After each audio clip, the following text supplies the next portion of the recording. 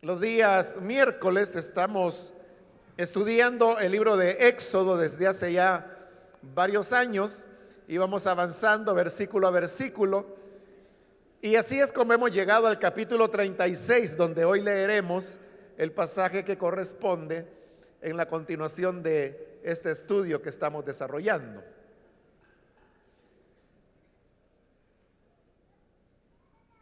Dice la palabra de Dios en Éxodo capítulo 36, versículo número 20 en adelante.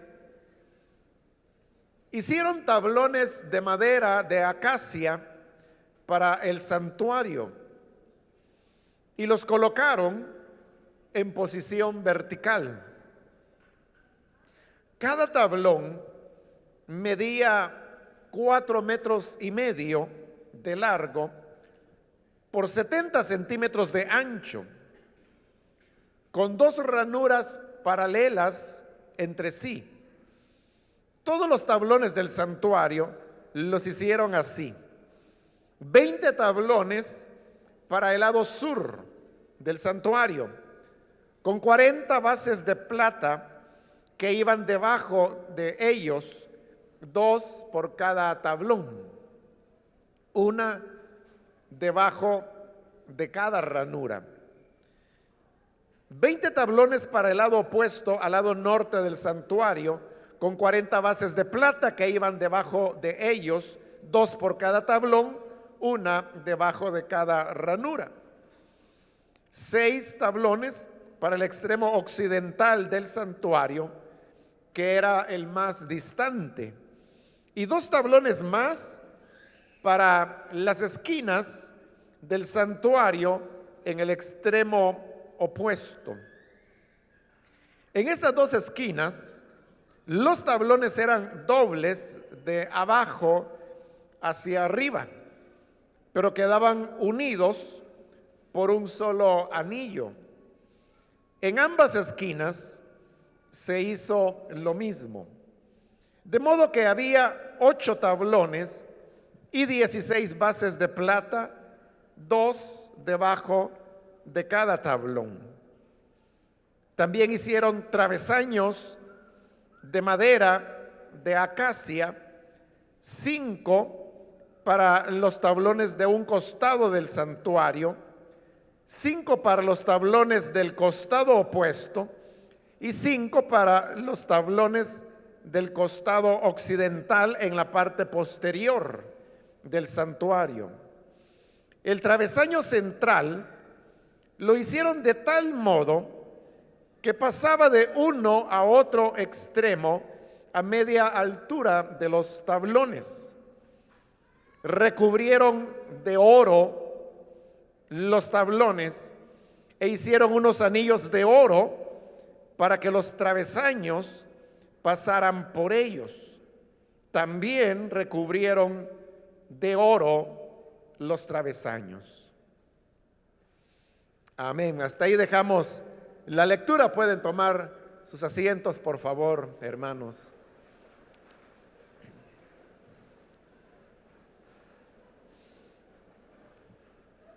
En la oportunidad anterior vimos cómo los artistas, cuyos nombres ya estudiamos con anterioridad, comenzaron a construir el santuario de acuerdo a las instrucciones que Dios le había dado a Moisés y de acuerdo al modelo que Dios le había mostrado a Moisés en el monte Horeb. Ahora, la parte que ya vimos fue la confección de las cortinas, de las cubiertas, de las pieles que el tabernáculo llevaba sobre el techo y que era lo que le daba protección al tabernáculo de las inclemencias del tiempo, sobre todo en el desierto, donde pues había mucho viento.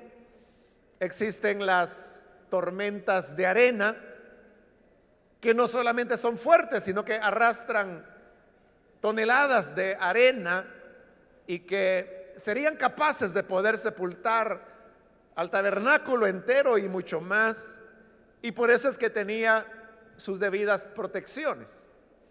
Ahora, una tienda de campaña, como en realidad eso era el tabernáculo, una tienda pero grande, ante esas condiciones que estamos mencionando, no podía sostenerse en pie por mucho tiempo en un ambiente tan inhóspito como lo era el desierto. Y esa es la razón por la cual Dios también le instruyó a Moisés que el santuario tenía que llevar una estructura, que así como a las construcciones de hoy en día, que aunque son de cemento armado, llevan una estructura que normalmente es visible en las columnas y vigas que las construcciones llevan, y luego todo lo demás está apoyado en esa estructura. Entonces, el santuario o tabernáculo también tenía su propia estructura, pero esta era hecha totalmente de madera. Entonces podemos imaginar el santuario algo así como un rectángulo, por supuesto bastante grande. La altura, ahí puede usted leerla, que dice que tenía 4,5 metros en el versículo 21, y esa es la altura que tenía los tablones y consecuentemente las paredes del tabernáculo. Entonces, esta caja, podríamos decir, de madera, era la que sostenía los cortinajes, sostenía también la cubierta, las pieles que hemos mencionado con anterioridad, y eso era lo que le daba rigidez y firmeza al tabernáculo. Entonces, de eso hablan los versículos que hoy hemos leído sobre la construcción de esa estructura de madera que era lo que le daba fortaleza al tabernáculo. Comienza el relato de cómo se construye esto en el versículo número 20. Dice que los artistas hicieron tablones de madera de acacia para el santuario. La madera de acacia se encontraba con bastante abundancia en esas tierras donde el pueblo de Israel caminaba, y de hecho hasta el presente la acacia todavía es un arbusto bastante abundante, se podría decir, en lo que es la península del Sinaí, como se le llama modernamente, y es donde el pueblo de Israel se encontraba en este momento. Al decirle que la acacia era un arbusto, pues era exactamente eso. La acacia no es un árbol, sino que es un arbusto, y como todo arbusto, las ramas pues eran ramas que no eran rectas, sino que eran bastante enmarañadas, porque se trata de un arbusto. Pero la acacia tiene una cualidad importante que ya habíamos señalado cuando anteriormente vimos los materiales para la construcción, cuando Moisés está la primera vez en el monte. Y es que la acacia tiene la particularidad de ser una madera muy resistente y que también se considera incorruptible, entendiendo por incorruptible que es una madera que no se carcome fácilmente, que no se pudre, que no se deteriora con el paso del tiempo, sino que conserva por muchos años su calidad de buena madera. Desde ese punto de vista, la madera de acacia dijimos que expresa lo que es la humanidad, sobre todo del Hijo de Dios, porque posteriormente habría profetas como Isaías que habría de hablar de Jesús, del Mesías, refiriéndose a él como el tronco de la raíz de Isaí, es decir, hablando de David. Pero cuando habla de tronco, entonces está comparando al Mesías con un árbol. Y este árbol es expresado por la madera de acacia en la construcción del tabernáculo. A eso se suma la característica que he mencionado de la madera de acacia, y es que esta era incorruptible. Y eso concuerda con las palabras de los salmos, pero que también son citadas por el apóstol Pedro el día de Pentecostés, cuando dice que el Señor había prometido al Cristo que su cuerpo no vería corrupción. Y Pedro así abiertamente le dice a la gente en Jerusalén acerca de David, el rey David. Podemos decir, dice él, abiertamente, confiadamente, que él murió y que vio corrupción, y su sepulcro, dijo, todavía está con nosotros. Con eso Pedro demostraba que lo que la palabra decía acerca que su santo no vería corrupción no se refería a David, porque David estaba en su sepulcro y hacía siglos que estaba ahí. Por lo tanto, sí había visto corrupción. Pero, dice Pedro, y les explica, estas palabras se cumplieron en el Hijo de Dios, el cual ustedes le asesinaron, lo mataron, pero el Señor lo resucitó al tercer día.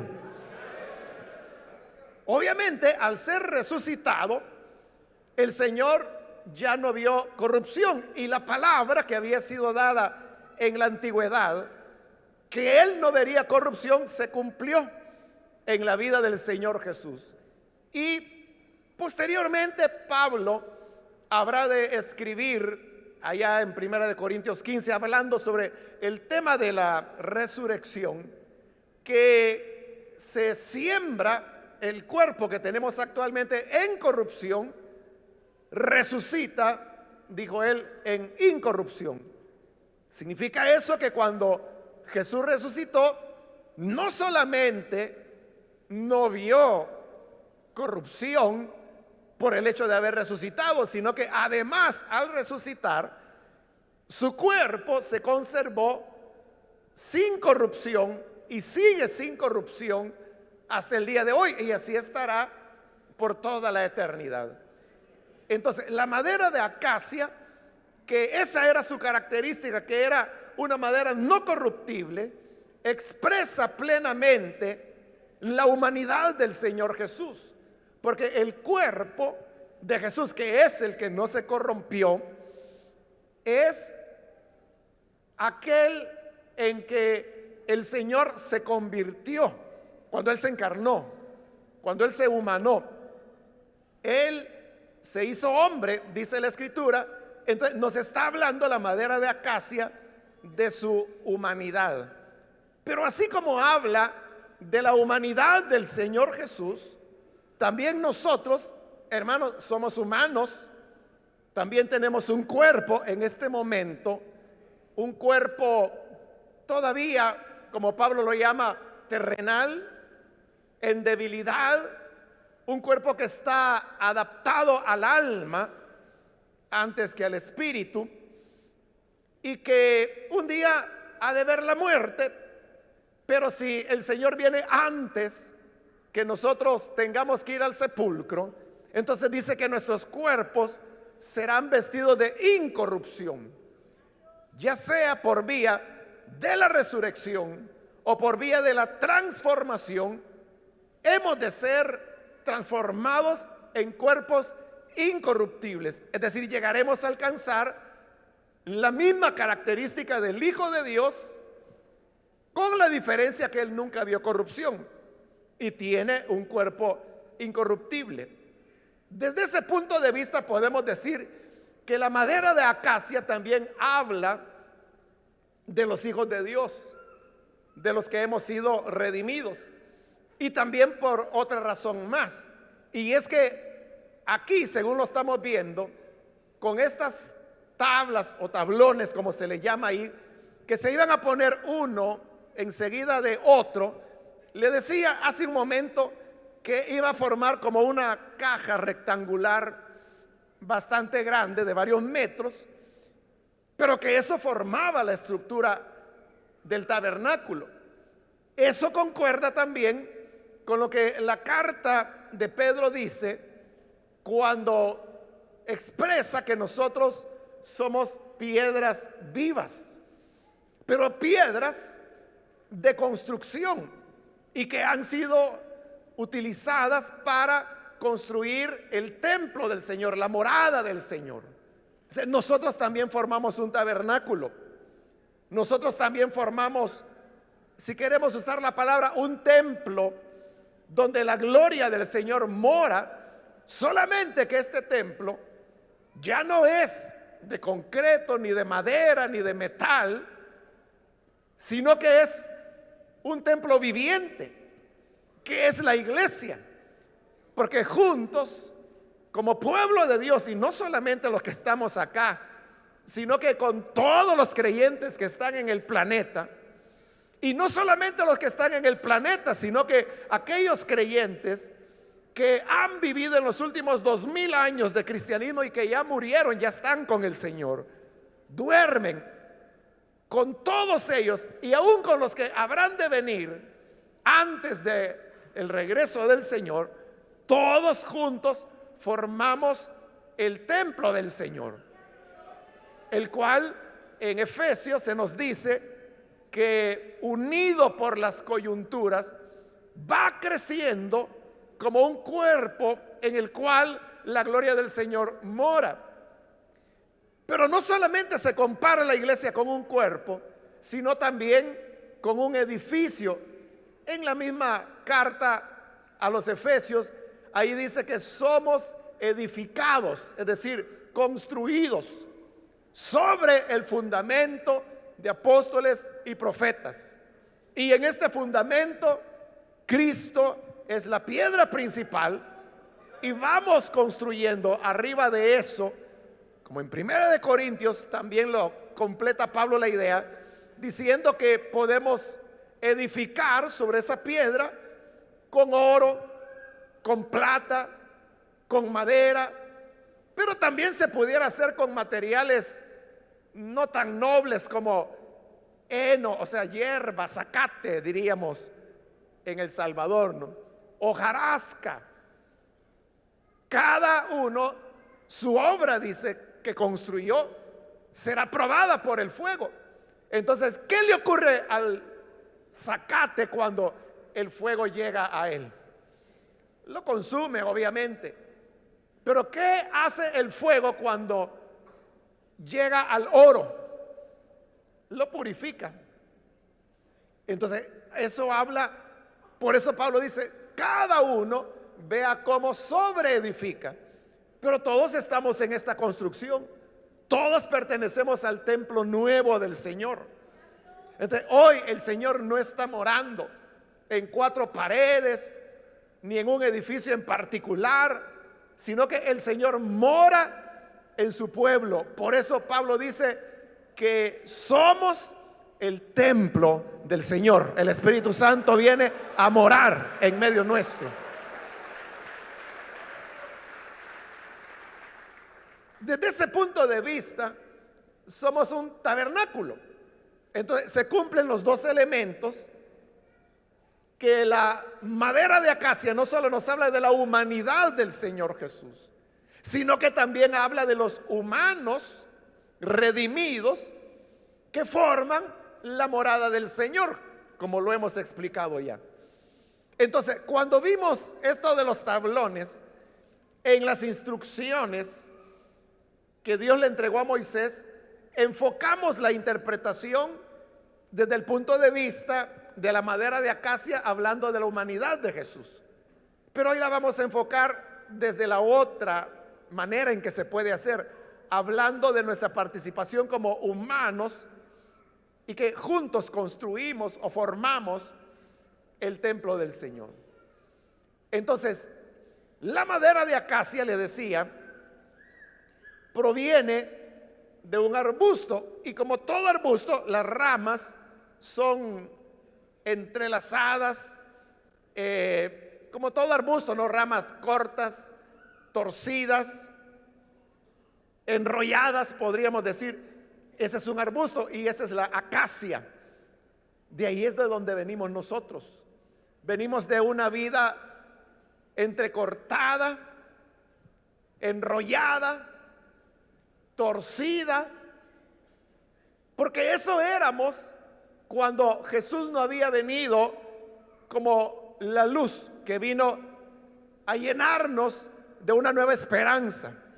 Nuestra vida era, hermanos, tropezar a cada momento, cometiendo errores, cometiendo pecados, como lo dice la carta a los Efesios, siendo arrastrados por la corriente de este mundo, haciendo el deseo del príncipe de este siglo, que es Satanás. Pero Dios, que es grande en misericordia, un día se reveló a nosotros, nos alcanzó, nos dio su salvación, y a partir de ahí Él comenzó a enderezar nuestras vidas y les dio una nueva forma, igual que los artesanos Bezalel y Aholiab, que son los maestros artistas que están dirigiendo la obra. Dice en el 20, hicieron tablones de madera, es decir, que fueron labrando y labrando la acacia hasta lograr tablones de madera de acacia para el santuario. Y dice, y los colocaron en posición vertical, es decir, lo colocaron en línea recta, de pie, podríamos decir. Y eso es lo que nosotros no podíamos hacer, porque el pecado nos había torcido.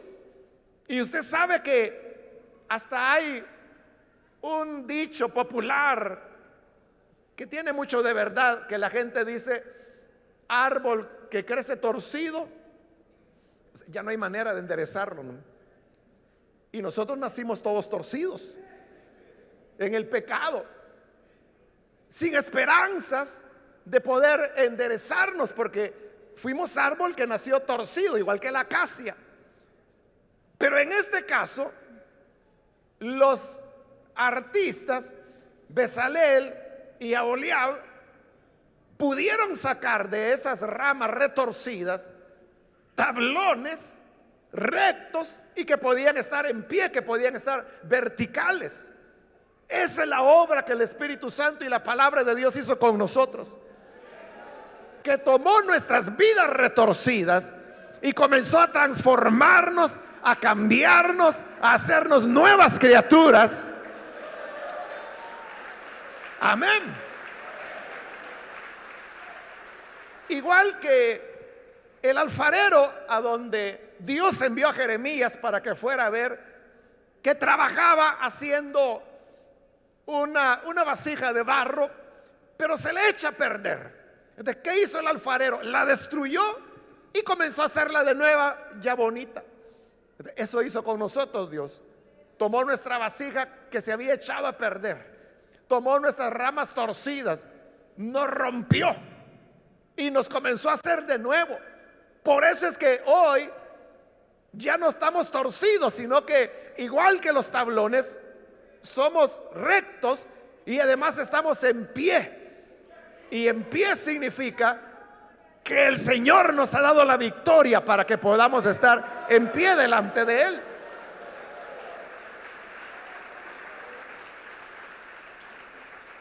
El estar en pie habla de inocencia. Un día de esto le explicaba acá, pero en un día martes, de cómo cuando los acusados comparecían ante el juez, cuando el juez iba a dictar sentencia, entonces el imputado tenía que ponerse en pie delante del juez, y detrás del acusado había guardias. Entonces, si el juez determinaba que la persona era culpable, en el momento que decía culpable, entonces los soldados golpeaban a la persona en la parte de atrás de la rodilla, lo que en salvadoreño llamamos cutacanía. Entonces, al hacer la cutacanía, la gente caía porque era culpable. Pero si el juez decía inocente, entonces no lo golpeaban y la persona permanecía en pie. Entonces, estos tablones, dice el versículo 20, los colocaron en posición vertical, es decir, estaban en pie.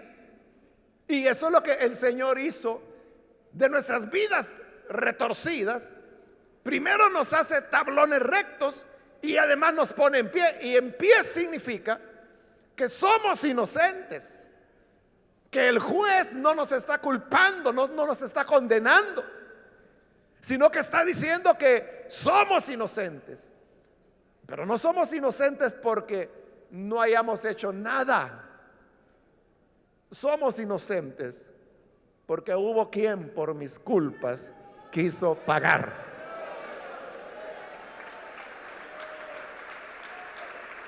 Alguien que murió en la cruz. Y así podemos ahora estar en pie delante del juez del universo. Versículo 21 dice: cada tablón medía 4 metros y medio de largo por 70 centímetros de ancho. Entonces, todos los tablones tenían la misma medida. Más adelante se nos va a mencionar que son más de 40 tablones los que se van a utilizar para todo el santuario. Ahora, todos dice que medían 4 metros y medio de largo, que era la altura, ¿no? Esa era la altura, porque estaban en pie. Y el ancho eran 70 centímetros cada uno. Ahora, estas medidas, esa es la nueva versión internacional la que estoy leyendo. Entonces, como el propósito de la nueva versión internacional es que entendamos, entonces están usando el sistema métrico inglés. Por eso habla de centímetros, habla de metros. Pero obviamente esa medida no existía, ¿no?, en la época de Moisés, sino que la medida era el codo. Lo que pasa es que nosotros, si leemos, por ejemplo, que el pasaje dice que de largo tenía 10 codos, para nosotros eso no es ninguna referencia, ¿no? Quizá usted se imagina codos de esto. Y realmente así era, ¿verdad? Porque un codo se medía del codo a la punta de los dedos. O sea, esta distancia es un codo. Pero también hay otra cosa de por medio, y es que hoy los seres humanos somos más altos de lo que fueron los seres humanos hace 100 años, ya no se diga 200 años, ya no se diga, aquí estamos como 3000 años atrás, ¿no? Entonces, el ser humano ha ido creciendo. Entonces, si usted mide su codo hoy en día, ese no es el codo de la antigüedad, era mucho más corto. Entonces, por eso es que resulta un poco difícil. Entonces, si ahí dice que el largo del tablón era 10 codos, no entendemos, ¿verdad? O no imaginamos. Pero si dice que el largo era 4 metros y medio, inmediatamente nos hacemos la idea, ¿no? O sea, sobre todo aquellos que están relacionados con la albañilería o con la carpintería, de inmediato se imaginan 4 metros y medio de altura. Pero en el original obviamente no habla de metros ni de centímetros, ¿no? Porque eso, ya le digo, son las medidas inglesas. Se hablaba de codos. Entonces, ese es el punto, que las tablas, los talones, todos tenían 10 codos de altura. ¿Y por qué es importante eso? Por el número 10. Que el número 10 hablaba de obediencia y sometimiento. Porque recuerde que 10 eran las palabras que Dios había dado, lo que nosotros llamamos los 10 mandamientos. Entonces, el que los tablones tuvieran 10 codos de altura, está utilizando el número 10, que habla de ser de acuerdo a la medida de los mandamientos. Entonces, cuando el Espíritu de Dios y la palabra vienen para hacer esa obra de convertirnos en tablones rectos y en pie, a todos nos da la misma altura. Y es la altura de la obediencia. Es el 10 codos, que es la medida de la palabra de Dios, de los 10 mandamientos. Ahora, usted dirá, bueno, pero los creyentes lo que hacemos es la lucha, ¿no? Pero ¿quién puede decir que ya su vida es perfecta de acuerdo a esa perfección del cual habla el número 10? O sea, en la práctica, obviamente que de 10 quizás nos quedamos en 3, ¿verdad? O nos reprueban con 4. Pero lo que ocurre es que ahí no está hablando de lo que nosotros en la experiencia podemos hacer, sino que está hablando de la justificación que Cristo hace. En la justificación ya no se puede ser más justo que lo que Cristo nos hizo. Por eso es que en el libro de Hebreos dice que con un solo sacrificio, el que Él hizo en la cruz, con un solo sacrificio, dice, nos hizo perfectos de una vez y para siempre. En la práctica, en nuestra vida diaria, repito, y siendo honestos, no podemos decir que seamos perfectos. O sea, no podemos decir, mire, es que yo soy perfecto, yo llevo mi vida recta totalmente, no hay nada, ni un hilito de sombra en mi vida. O sea, nadie de nosotros podemos decir eso. Pero por el sacrificio de Cristo somos perfectos y para siempre. Nadie nos puede quitar esa perfección.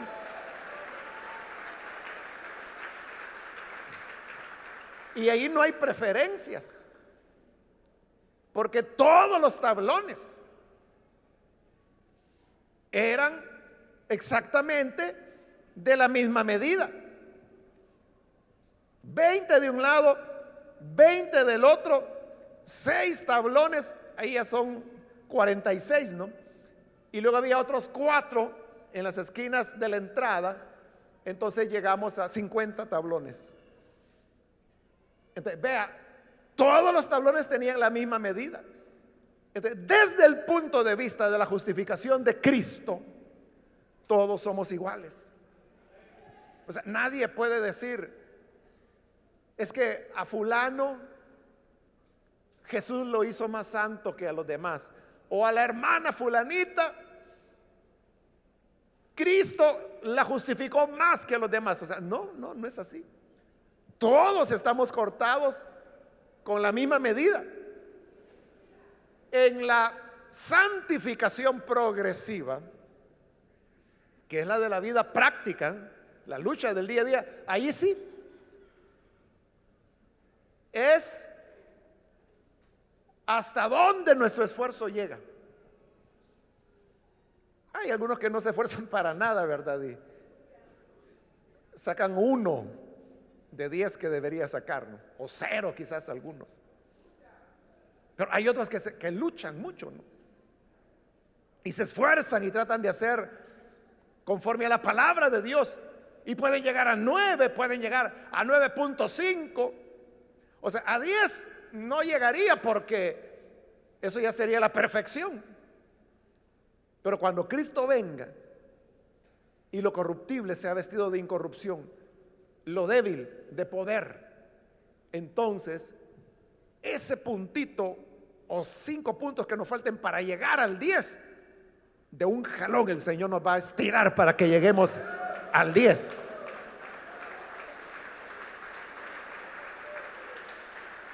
Es decir, vamos a tener ahí la misma altura posicional con la altura en santidad práctica. Porque en santidad posicional, es decir, en la justificación de Cristo, todos tenemos 10. Todos tenemos 10. Pero cuando venga la glorificación, ahí se va a igualar la vida práctica con la justificación que en Cristo hemos recibido. Esto nos está hablando de justificación. Si somos parte del edificio de Dios hoy en día, es porque Él nos justificó. Si nuestra vida es recta, es porque Él nos justificó. Si hemos sido declarados inocentes y por eso podemos estar en pie, es porque Él nos justificó. Nosotros, hermanos, no somos merecedores ni siquiera de ser llamados hijos de Dios. No lo merecemos. Si dependiese de nuestros méritos, de nuestras obras, muertos deberíamos estar. Por eso es que la Escritura dice que Él no nos ha pagado según nuestras obras, sino que según sus muchas misericordias. Amén.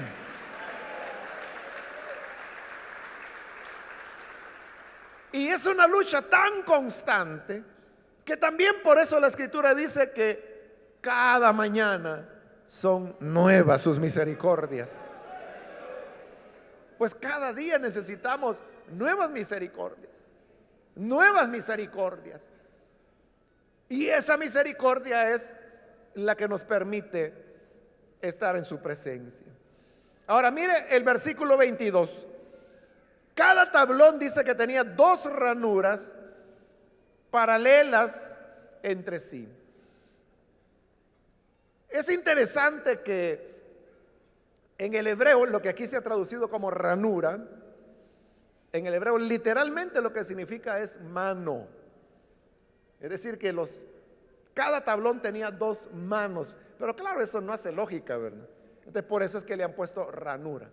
Ahora, el propósito de la ranura era que era la pieza en la parte inferior de los tablones, 2 piezas, que cada una encajaba en una base hecha de metal. Vamos a adelantar un poco para ver a dónde es que dice esto.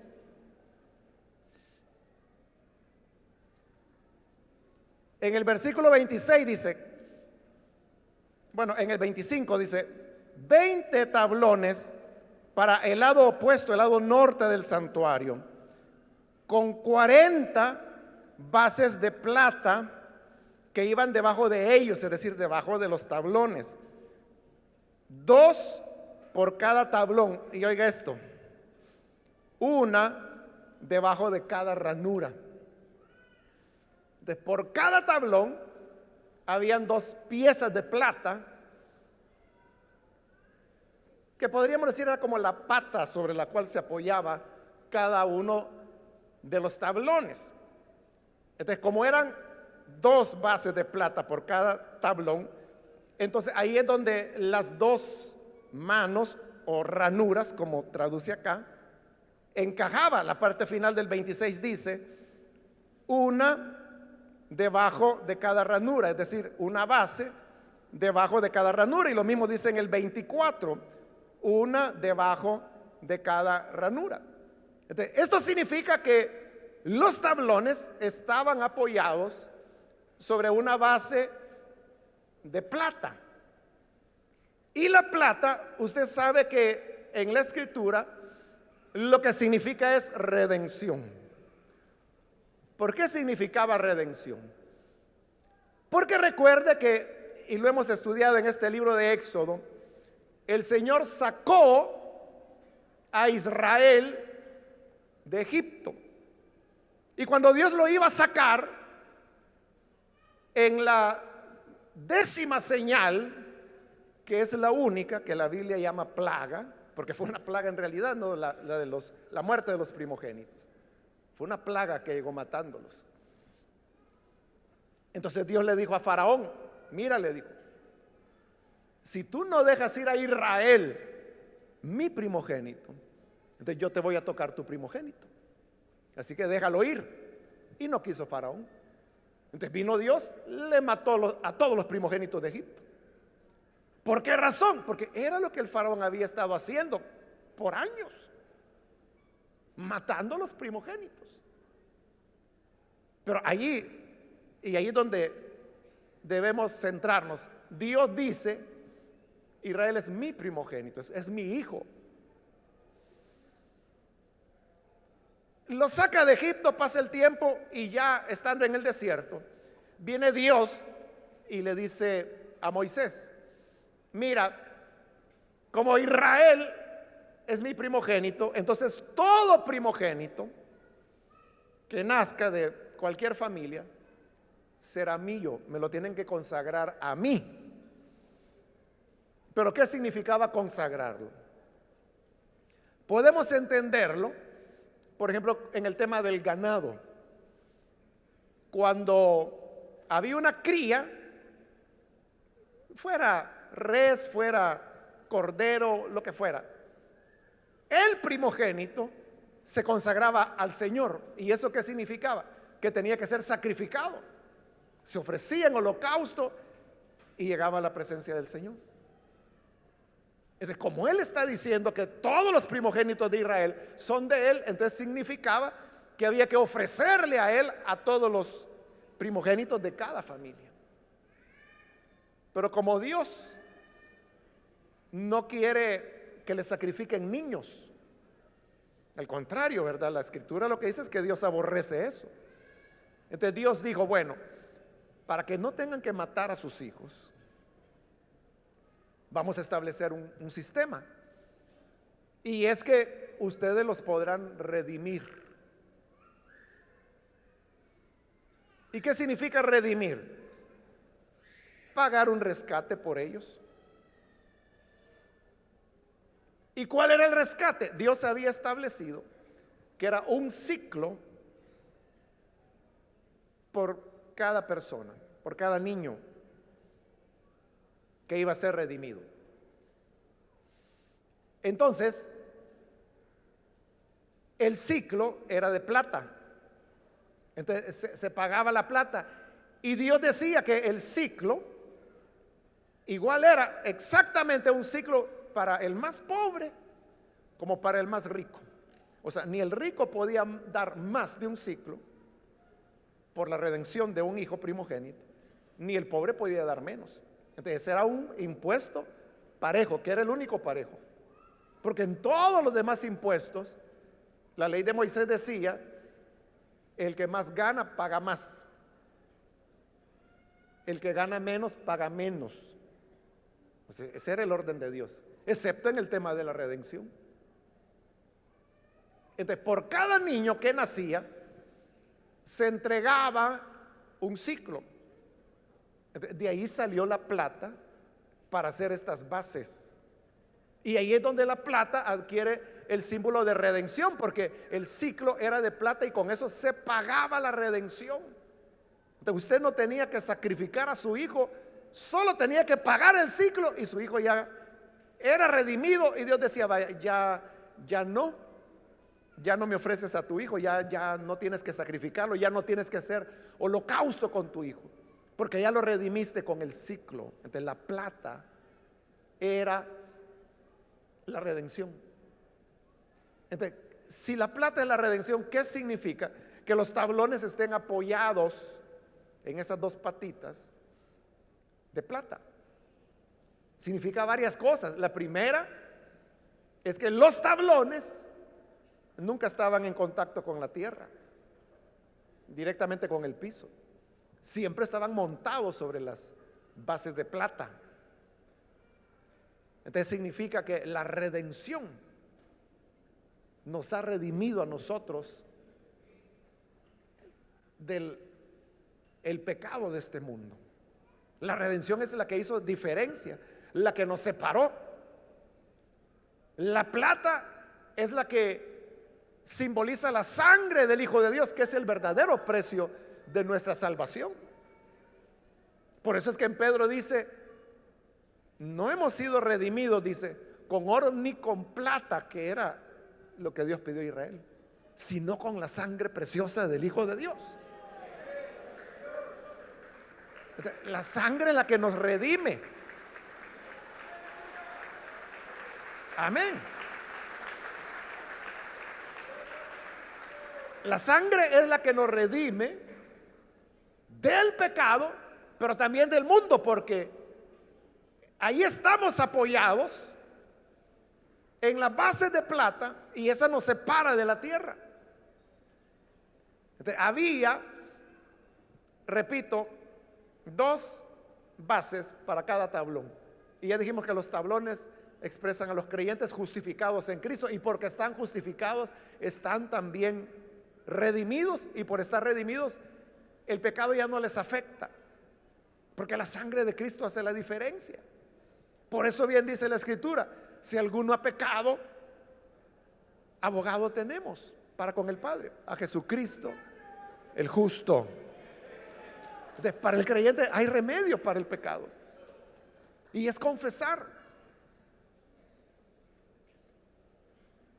Al confesar, dice también Primera de Juan, que Dios es fiel y justo para perdonarnos y limpiarnos de toda maldad, aunque sea maldad la que hayas cometido.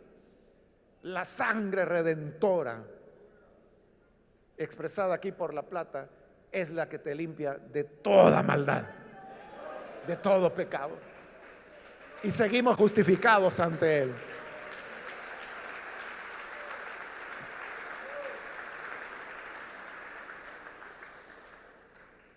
Voy a tratar de avanzar, hermanos, para no quedarnos a medias.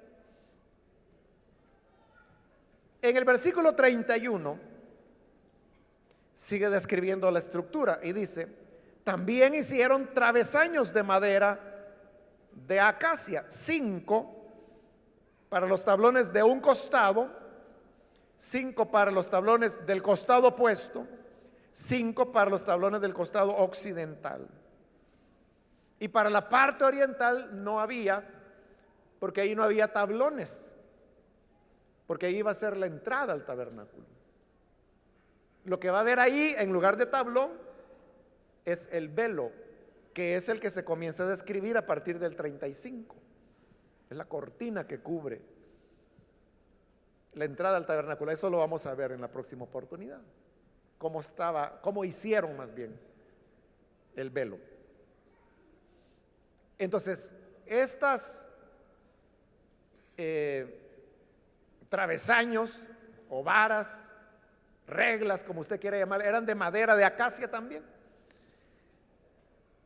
Y estaban horizontales en cada pared. Habían 2 arriba, 2 abajo. Y esas eran las que sostenían, eran las que le daban fuerza a los tablones, al edificio, que era la estructura que iba a sostener los cortinajes, como dije ya. Entonces significa que los creyentes adquieren fortaleza. Y vea, los creyentes son fuertes, somos fuertes cuando estamos unidos, cuando tenemos los travesaños que nos unen. ¿Y qué son los travesaños? Bueno, pueden haber varias interpretaciones, pero como eran 5 travesaños por cada lado, algunos los han relacionado con los 5 ministerios que se mencionan allá en Efesios capítulo 4, versículo 11 y 12. Apóstoles, profetas, evangelistas, pastores y maestros, 5 ministerios. Pero eso no es una ocurrencia de que solamente porque aquí habla de 5 y allá son 5, entonces significa eso, sino que porque en Efesios, cuando habla de estos ministerios, dice que el propósito de estos ministerios es perfeccionar a los santos para la obra del ministerio. Y así dice, vamos creciendo, bien unidos, concertados, como un cuerpo donde mora la presencia del Señor. Entonces, sí está diciendo que los 5 ministerios son los que le dan cohesión a este edificio que es la iglesia del Señor. Entonces, yo le decía, un creyente solo es como una oveja solitaria, ¿no? Que son las que ataca el lobo. pero unidos somos fuertes. Pero ¿qué nos une? Son los ministerios que el Señor ha dado. Por eso es que es tan importante que cada uno de nosotros, hermanos, cada uno de los que estamos acá, podamos reconocer un ministro.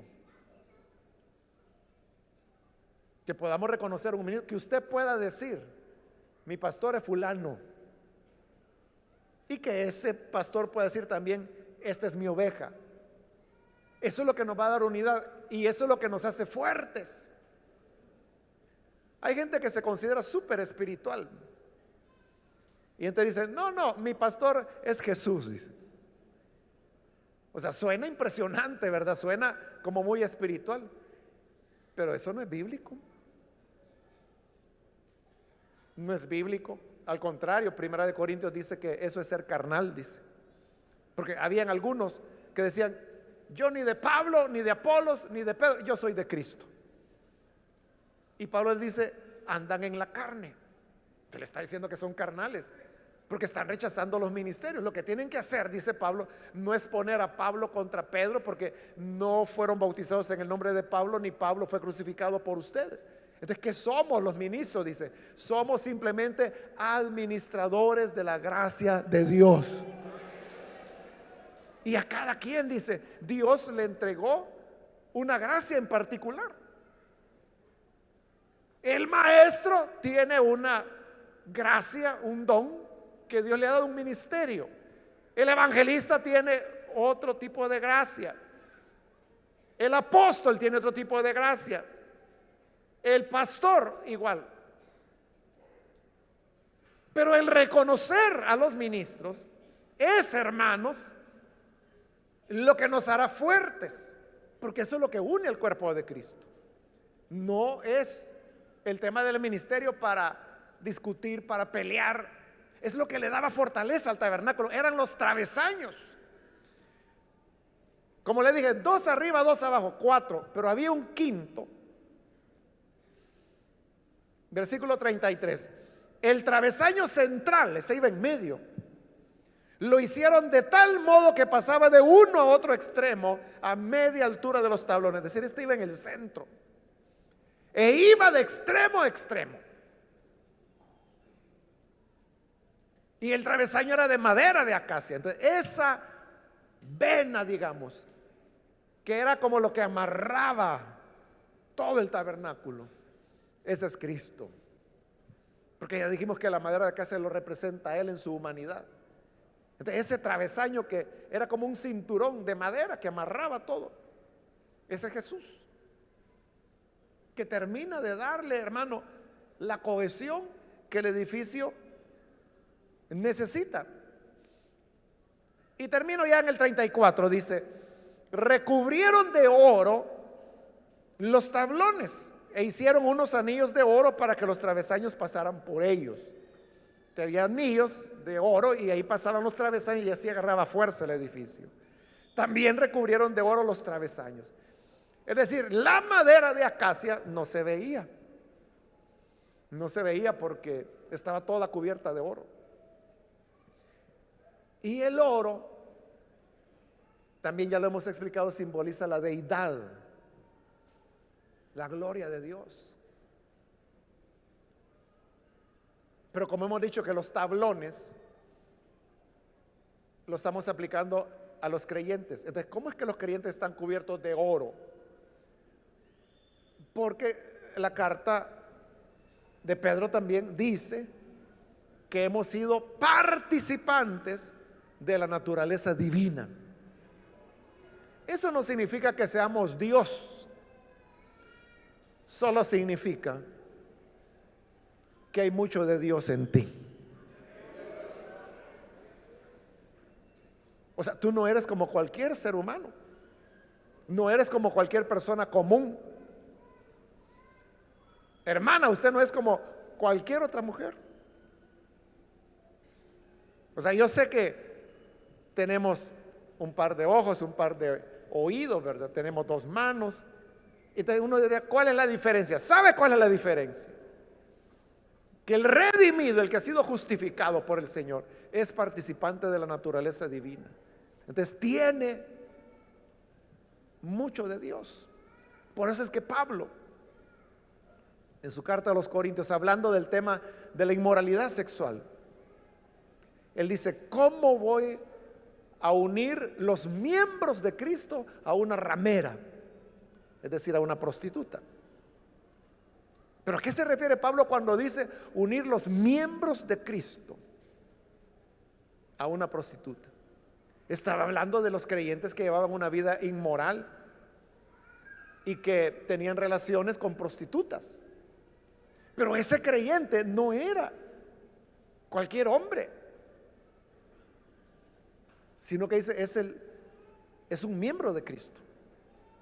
Cuando tiene una relación sexual con una prostituta, está uniendo el miembro de Cristo a una prostituta.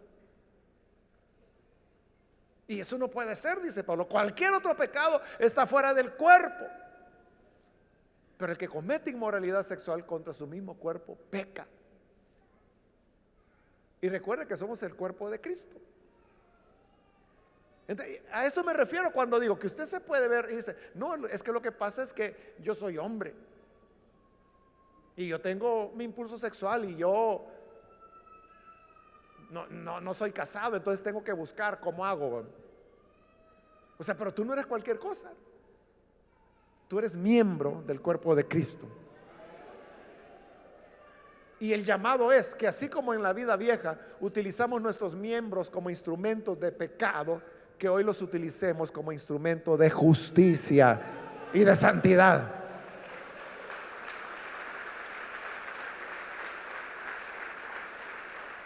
Estamos recubiertos de oro. Somos participantes de la naturaleza divina. El Espíritu Santo mora en usted. El Espíritu Santo hizo su morada en su cuerpo. Entonces, lo que usted haga con su cuerpo, el Espíritu está ahí. Si usted usa drogas, está drogando el cuerpo, que es donde mora el Espíritu Santo.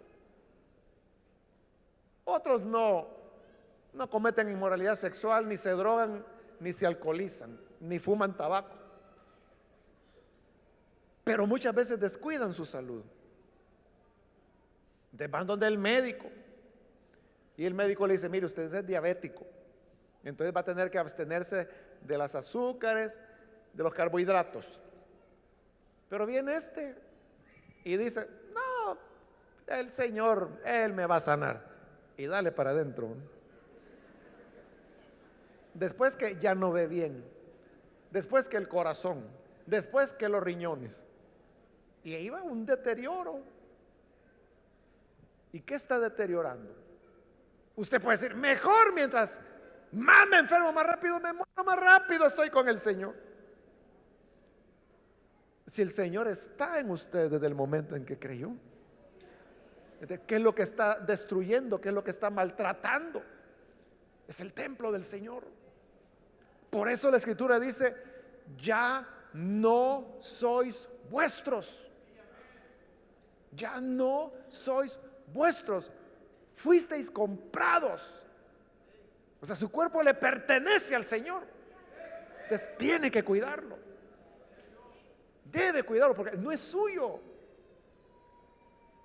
Es como que si el vecino un día llegara y le diga: mire, aquí le dejo mi carro 10 años, ahí me lo cuida. Y usted deja que se vaya destartalando. En los 10 años nunca le cambió el aceite. ¿Cómo va a hallar el vehículo cuando su vecino regrese? Una cacerola va a encontrar. Y eso es lo que usted le va a presentar al Señor: un bagazo del templo que Él le dio, que es el cuerpo. Entonces, entiende, no solamente destruye el templo el drogadicto, el que anda con prostitutas, el alcohólico, el que fuma, también el que no se cuida, también el que se hace el desentendido: siento un dolor aquí, pero con cofal voy a ir pasando, dice, y no sabe qué es lo que tiene. Eso no puede ser. porque no le va a poder servir bien al Señor conectado a una máquina que le hace diálisis. No le va a poder servir al Señor con la presión alta o baja. Entonces, hasta donde los procesos naturales, ¿verdad?, nos permitan estar saludables para el Señor, debemos hacerlo, porque estamos cubiertos de oro. No es suyo. Ya el Señor compró su cuerpo, le pertenece a Él. Cuídeselo. No le digo cuídese porque no es suyo, cuídeselo a Él, que se lo ha dejado en depósito. Él ya lo compró, pero le ha dicho: ay, te voy a permitir que vivas en Él. Cuídalo. Lo está cuidando. A eso me refiero cuando digo: usted no es cualquier cosa. Estamos cubiertos de oro. Amén. Oremos entonces, cerremos nuestros ojos. Señor, te damos gracias por tu palabra, que nos enseña la obra maravillosa de redención que hiciste con nosotros. Tú nos levantaste sobre el polvo, colocando la plata redentora entre nuestra humanidad y el polvo de esta vida. Y esa redención sabemos que la tenemos en tu Hijo Jesucristo. Para aquellas personas que a través de televisión, de radio o a través de las redes están escuchando esta palabra y que hoy abren sus corazones, perdónales, dales una experiencia de nuevo nacimiento, que puedan conocerte y amarte, y ayúdanos a cada uno para que permanezcamos respetando la naturaleza divina que colocaste en nosotros. Por Jesucristo nuestro Salvador lo pedimos. Amén y amén.